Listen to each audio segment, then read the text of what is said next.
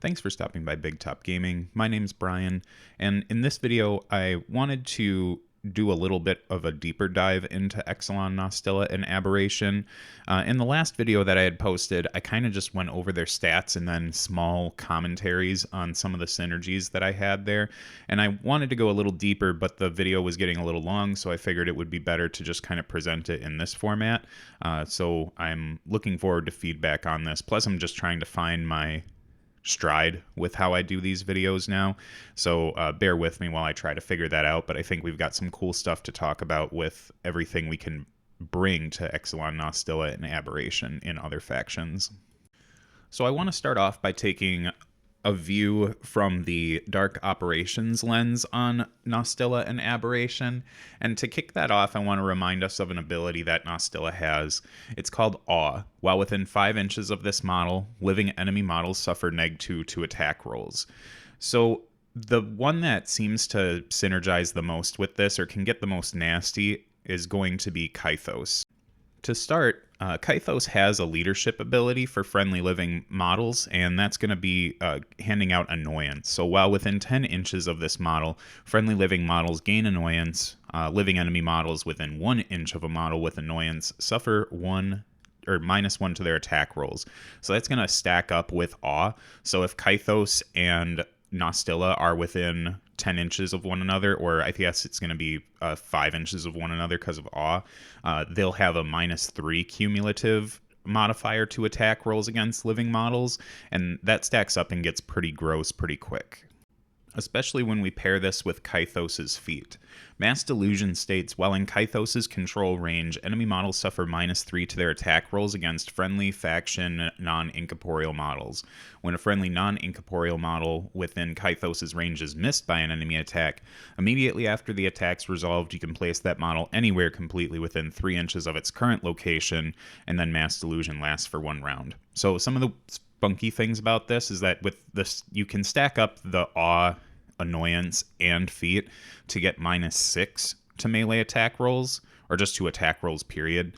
I guess it would be melee, but if you're trying to capitalize on annoyance. So you're going to get to a point where it might not even be advantageous for your opponent to try and hit you at all.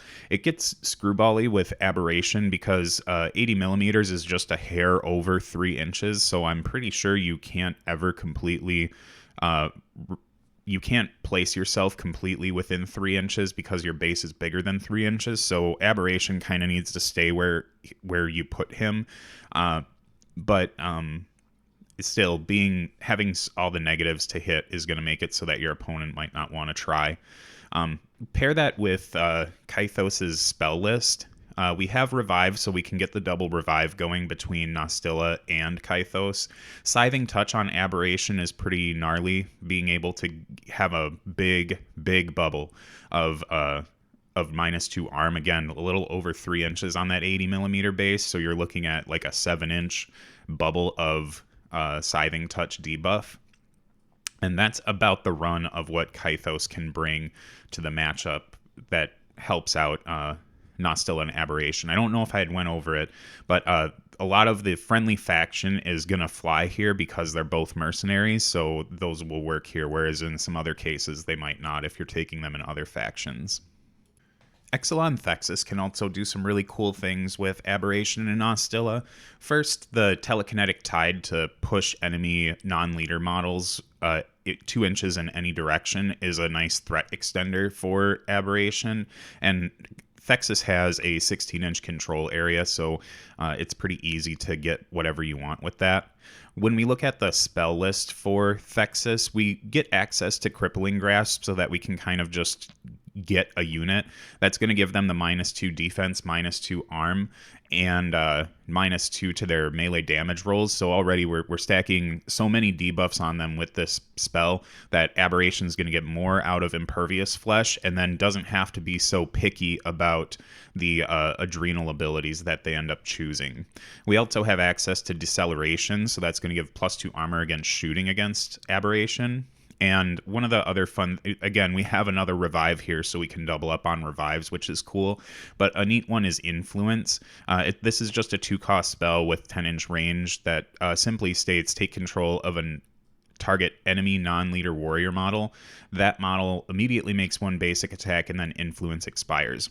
So you have to have the model that you're targeting with influence in a good spot to be able to get the most out of influence. But with Nostilla's Dark Seduction, you can pull that model into a good place, take the melee attack off Dark Seduction, and then double down on that with Thexus to influence them as well. It can just be a neat little trick that you can pull out that makes them really manipulative. Not worthless to mention, but Thexus does have sack pawn to monstrosities as well, so you can try and get those hits to Abberation if they happen to be in the same area with one another. So there's a lot of neat things that Thexus brings to that pairing as well. The significance of having two revives or two revive models within a list really comes off the back of Criterions and Iconoclasts being such valuable resurrection pieces. And so if you want to bring back small base drudges, they can just be a quick little flood if they need to do something. But those two bigger models are really good reasons to have access to extra revives.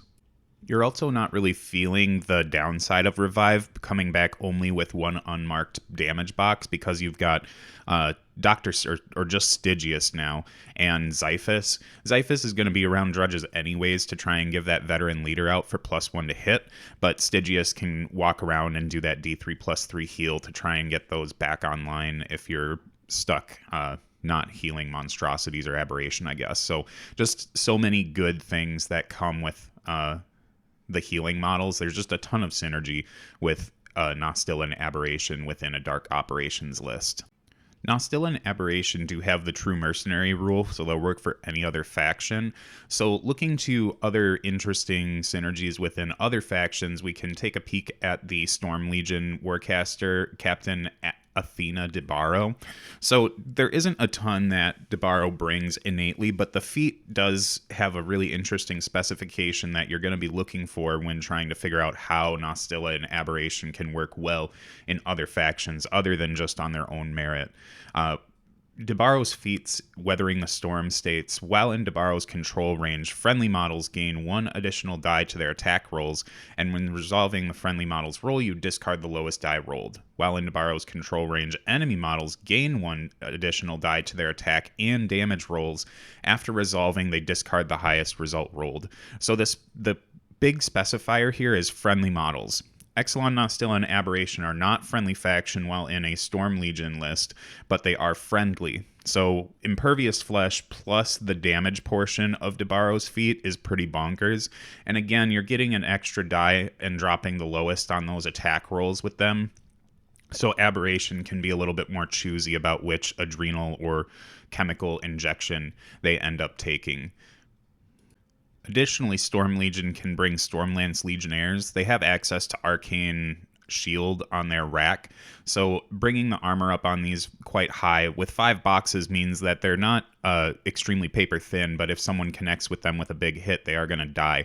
It's going to take a while to cleave through a whole unit, but with Nostilla and Abberation being an arc node, they're able to project some revives onto this unit and keep this valuable unit around in a Storm Legion list. It's just a nice small synergy. I think of all the ones we're talking about, she's probably got the smallest, but it's still extremely impactful. Since Mark II, Khador has been my bread and butter faction, and I'm very excited about the synergies that come with Ekatrinia. So first off, you have Ekatrinia's feat, Storm of Ages. Enemy model/units activating in Baranova's control range suffer -2 speed, cannot charge, cannot slam or trample, and when friendly models in Baranova's control range are targeted by ranged or arcane attacks, the models suffer -2 range.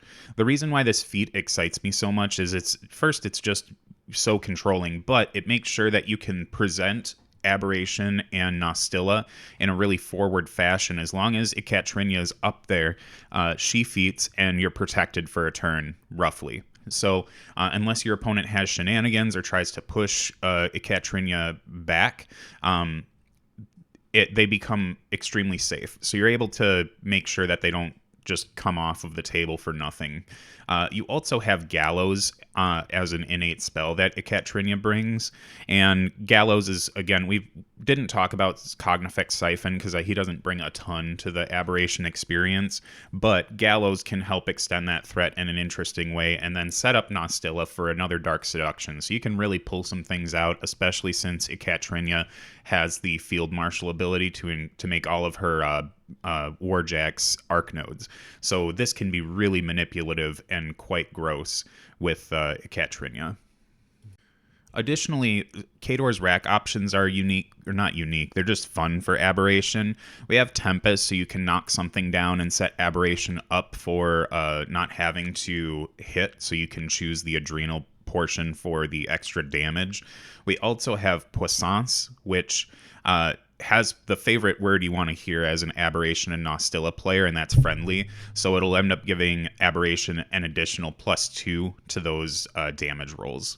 Beatback is also really good when you've got 6 initials, so Abberation can really get moving if you're trying to beat back your way to another model that's more valuable to take out. My last pitch for Khador is that we do have quite valuable models to resurrect. Manowar Wrecking Crew are one of them, where they come in at arm 20. You can get up to arm 22 with Iron Flesh, so they're quite difficult to remove with 10 boxes. So being able to resurrect those with Revive out of nowhere is pretty interesting. You might have somebody nearby to repair them if you wanted to do that. We don't have as efficient repairs as Cephalix does or as Dark Operations does, but if Khador ever gets some big thick cavalry, I'll just pee my pants in excitement over Revive being available in this list. An interesting conversation with Abberation and Nostilla probably is within Captain Shadowtongue. At least I feel like it's unique. The synergies aren't extremely direct, but we still have Gallows like we did on Ekaterina. We have Revive here as well, and that's going to be fun for the Marauder crew and stuff like that.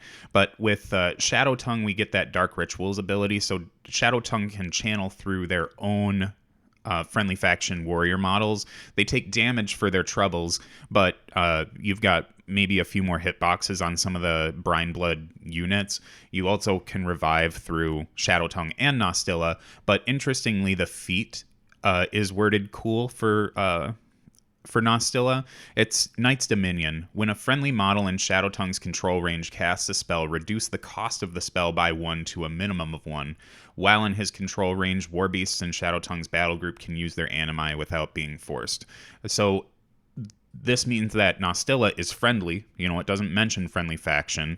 So Nostilla can fire off 1 focus revives. She can put out a much cheaper Dark Seduction and get Vision out cheap as well. So you can do so many things. Like Marauder Crew can be sometimes frustrating to get rid of, but when you're resurrecting a ton, you could easily fill up 2 units that are down to 1 with Shadowtongue and Nostilla combining their powers on feat turn, so it can get pretty gnarly.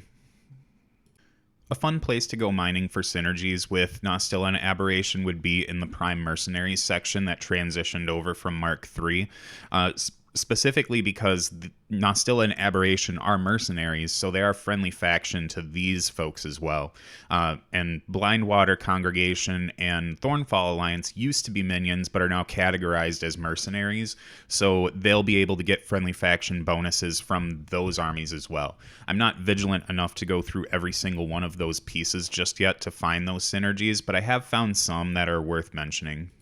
Within the Soldiers of Fortune list, we have Ashlyn D. Elise, and maybe this is just really exposing my obsession with Gallows, but Ashlyn does have Gallows and also has Quicken, so giving Abberation +2 defense isn't the biggest deal in the world, but giving Abberation +2 speed is huge. And then Ashlyn's Roulette feat really can bog down your opponent's ability to connect with Abberation, like rolling an additional 2 dice and having to drop the lowest on attack, or having to drop the highest on attacks, might mean that with Quicken, your opponent's going to have a hard time connecting with Abberation. So I think Ashlyn's a good pick to try and pair with those two. Captain Damiano, also from the Soldiers of Fortune list, brings a couple things for Aberration and Nostilla. First, you can get Deadeye, so you can have a friendly faction model get an additional die on its next ranged attack. It might save Aberration a focus if they're not wanting to boost. It's cute. Surefoot is like interesting. You get your +2 defense, and it has to be friendly faction again, and can't become knocked down. Getting knocked down as a junior, or not junior work, as a journeyman warcaster's cohort model is not real fun. You don't want to have to deal with that because you already have access to such low focus that it's not easy for you to just kick that out. So Surefoot helps. Damiano also, I believe, can call up all models to stand up within 10 inches of him, so there's another cool thing there.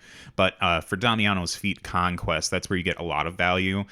When in Damiano's control range, friendly faction models gain +3 arm, +3 to their melee damage rolls or attack damage rolls, and cannot move or be moved during your turn.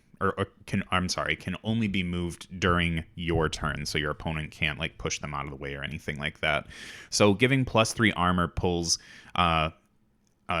Aberration up to arm 20, and then the +3 to melee damage rolls can stack up with the adrenal I forget what they're called, the adrenal surge business that you can get where you get +2 to damage rolls. So +5 to damage rolls means that you're swinging at like POW 23 and POW 22. So Captain Damiano can do some pretty cool stuff with them as well. I hope you enjoyed my love letter to Gallows, otherwise known as Exulon Nostilla and Abberation synergies discussion. I wanted to make sure that I got this out there because I didn't feel like the original video that I produced was really like getting at the core of why I think these models are so cool and the things that excite me about them. So I'm looking forward to comments on this one as well. Otherwise, thanks for watching, and I look forward to seeing you all back in my next video.